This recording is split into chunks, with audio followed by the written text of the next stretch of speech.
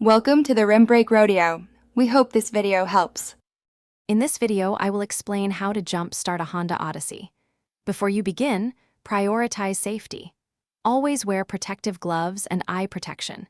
Make sure both vehicles are completely off and in park or neutral with the parking brakes engaged. Position the good vehicle so the jumper cables can easily reach both batteries. Finally, visually inspect both batteries for any signs of damage or leaks. Now, let's connect the positive cables. Take one red clamp and securely attach it to the positive terminal, marked with a plus sign, on the dead battery. Then, take the other end of the red cable and connect its clamp to the positive terminal of the good battery.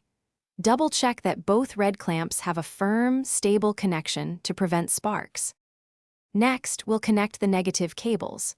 Attach one black clamp to the negative terminal, marked with a minus sign, on the good battery. For the other black clamp, find a clean, unpainted metal surface on the engine block or frame of the dead vehicle, away from the battery itself. This creates a safe ground connection and helps prevent sparks near the battery. With all cables connected, start the assisting vehicle and let it run for about 5 minutes. This allows the good battery to transfer some charge. Then, try starting your Honda Odyssey. Once it starts, disconnect the cables in the reverse order. First the negative clamp from the dead vehicle, then the negative from the good vehicle, followed by both positive clamps. Let your Odyssey run for at least 15 minutes. Thanks for watching. Consider subscribing if we helped you.